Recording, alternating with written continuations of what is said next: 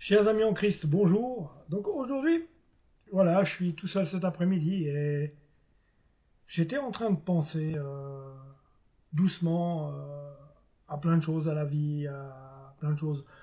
On est tout le temps en train de s'occuper de plein de choses dans la vie, ce qui est normal puisque le Seigneur nous a donné une vie sur terre.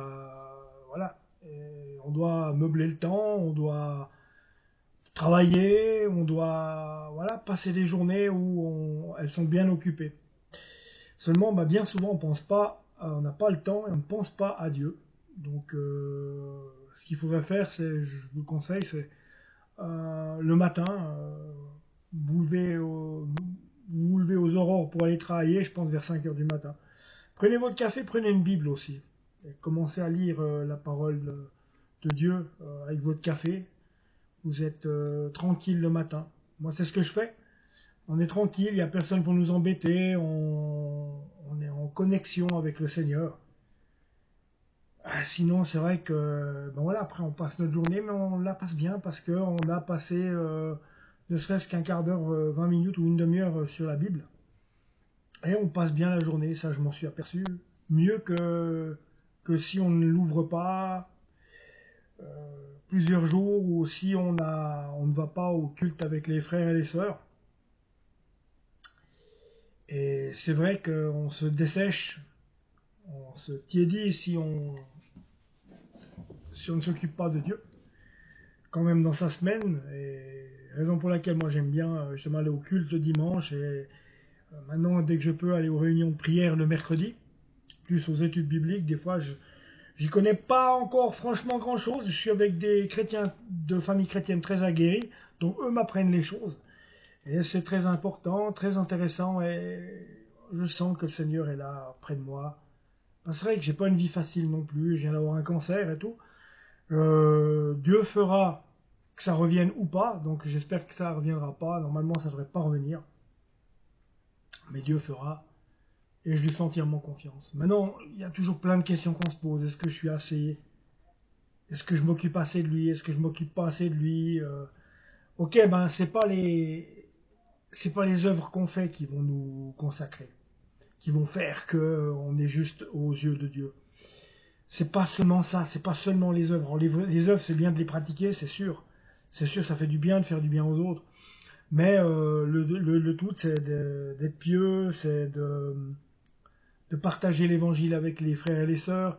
C'est d'avoir une relation avec Jésus-Christ. C'est d'avoir une relation avec Jésus-Christ. Ça regarde que vous et lui. Mais c'est bien de lui parler, d'aller dans la forêt comme fait Alain Auderset, ou à gauche, à droite, n'importe où. Tu peux lui parler n'importe où à Jésus. Ou même à Dieu. Ou même au Saint-Esprit. Eh oui. Tu peux parler à la Trinité, il n'y a aucun problème. Aucun problème.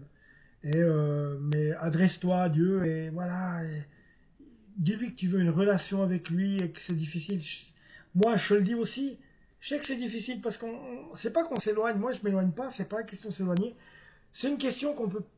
Je trouve qu'on peut pas.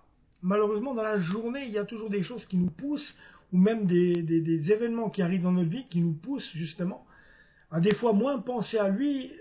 Ok, il faut tout lui remettre. On lui remet tout. On lui remet tout. Après, on lui fait confiance. Mais on ne peut pas rester, et je pense que le Seigneur le doit l'approuver aussi, on ne peut pas rester sans rien faire. Alors, il faut bouger. Il faut bouger pour que les choses avancent. Après, est-ce que ça plaît à Dieu? Est-ce que ça plaît pas? On le saura assez vite. Si ça marche pas, c'est que ça lui plaît pas. C'est pas ce qu'il avait prévu pour nous. Et puis si ça va, ben c'est ce qu'il avait prévu pour nous. Mais on ne peut pas seulement, à mon avis, s'en remettre à Dieu. Puis dire, bon, vas-y, fais tout. Et, bah oui, bien sûr qu'il y a que lui qui peut faire, mais lui montrer aussi qu'on a peut-être une. Je sais pas si j'ai raison de dire ça. Mais lui montrer qu'on a quand même aussi une volonté de faire les choses, pas lui tout lui déléguer, lui dire écoute, fais tout maintenant, parce que moi de toute façon, même si c'est vrai que nous, à côté de lui, on peut rien faire. Lui, il peut influencer des résultats, lui, il peut influencer des circonstances, comment elles vont se passer au mieux pour nous, mais nous, on peut pas le faire. Avec toute la bonne volonté du monde, même quand on met tous les ingrédients en marche. Ouais, c'est ça le problème. Donc on ne sait jamais. Mais lui remettre notre vie, nous lui remettre tout ce qui arrive dans notre vie, ça de toute façon lui en parler parce qu'il n'y a qu'avec lui, Il n'y a que lui qui peut faire. Et lui, il aimerait la première place. Et, on lui donne pas assez la première place dans nos vies. Et il faudrait. Et Dieu sait si je le sais. Dieu sait si je le sais. Mais j'y pense tous les jours. Je pense tous les jours à lui en ce qui me concerne. Je sais pas si je fais juste, je ne sais rien. Mais je peux pas vivre sans lui. Je peux pas vivre sans penser à lui. Je peux pas vivre sans le prier. Je peux pas vivre sans aller à l'église. Je peux pas vivre sans. Je peux pas vivre sans lui. Après, c'est vrai qu'il y a des choses dans la vie, on est bien obligé de bouger pour faire que les choses aillent. On est bien obligé de bouger pour qu'on puisse manger. Hein. Il faut bien vivre derrière, à côté.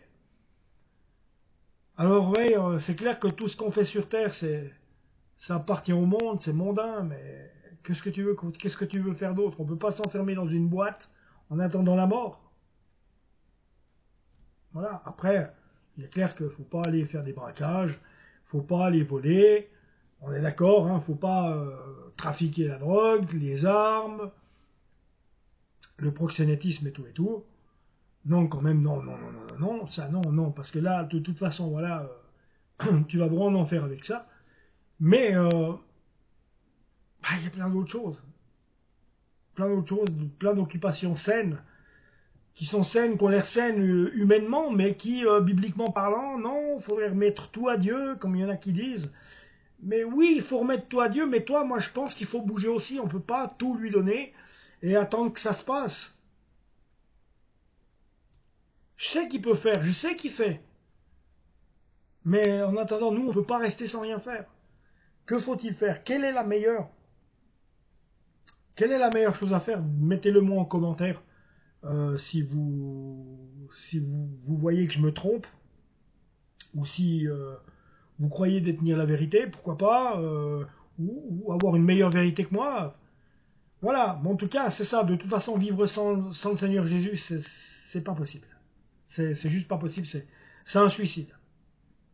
Donc voilà, après, c'est clair, je vous dis bien, je passe pas ma journée à ça non plus, parce que je n'ai pas que ça à faire. On est bien obligé de s'occuper de nous un peu. Donc voilà.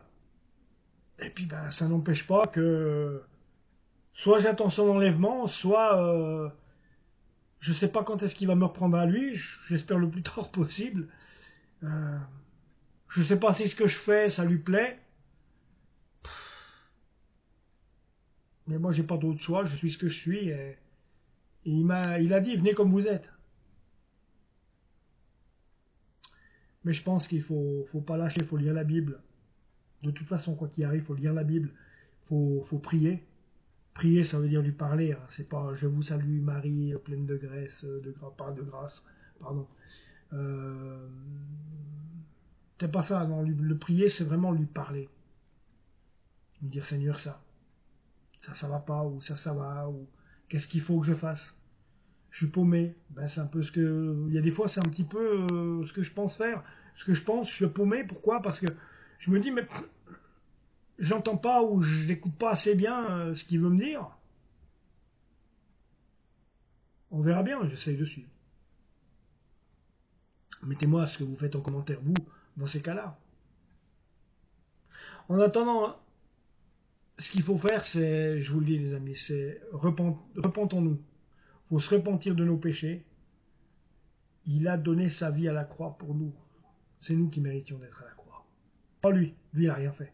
Il n'a rien fait, il y est allé à notre place. Truc de ouf, il y est allé à notre place. Il s'est fait tuer pour nous.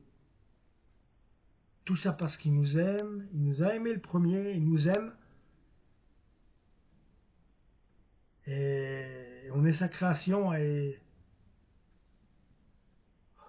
il nous a aimés au point de donner sa vie pour nous à la croix, se laisser crucifier sur une croix, souffrir pendant 5 heures sur une croix, avec les pieds, les mains percés, avec le dos flagellé où tu peux pas, quand il essayait de reprendre de l'air, il devait avoir un mal au dos puisqu'il n'y avait plus de peau sur son dos à cause de l'avoir flagellé.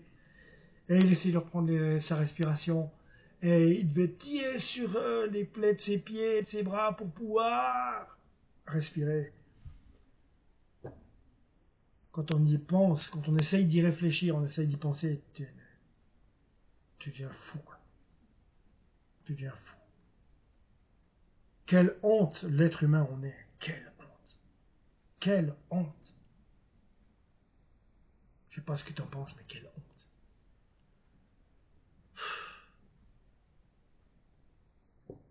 En tout cas, il faut essayer de faire au mieux. Je vous dis, repentons-nous, acceptons et pensons bien à ce qu'il a fait pour nous. Que l'œuvre de la croix, voilà, c'est l'œuvre de la croix, Jésus-Christ crucifié et rien d'autre. Je ne veux pas vous parler d'autre chose. On peut parler, oui, on peut se raconter des histoires de la Bible, des versets, des chapitres, des paraboles, mais quand je pense à tous ces gens qui font de l'évangile de prospérité, ça c'est faux, archi faux. Jésus, il s'est pas donné sur la croix, il s'est pas donné sa vie sur la croix pour que nous, on vive dans l'opulence, se rouler dans les millions, rouler en Ferrari. Ah oui, il l'accorde à certains parce que c'est leur chemin de vie. Mais c'est non. Tout ce qui est évangile de prospérité, tout est faux. C'est des faux prophètes, c'est tout quoi. Vraiment, c'est que ça. C'est des faux prophètes. Ah ouais. C'est jamais facile hein, de penser comment on peut faire bien et tout et tout. Mais bon voilà, il faut. C'est l'œuvre de la croix en numéro un, et puis après nous essayer de faire au mieux pour. Je dis pas, on me dit tout le temps ouais, faut vivre dans la sainteté. Personnellement, je me vois pas saint à aucun moment. Donc je suis comme vous, hein, on est tous des pécheurs, simples pécheurs. Et je demande pardon au Seigneur pour tous les péchés que j'ai commis dans ma vie. Je vous prends à témoin. Je demande pardon pour tous les péchés que j'ai créés dans ma vie, en acte, en parole et en pensée. Ils sont tellement nombreux que je ne peux pas dire autrement. Je ne peux pas les énumérer, je les ai tous faits. Ça me désole des fois quand j'y pense. Ouais. Bon les amis, je vais vous laisser sur ces pensées que j'avais aujourd'hui. Il fallait que je le partage avec vous. Abonnez-vous à la chaîne et puis on se revoit tout bientôt. Que Dieu vous bénisse. Ciao.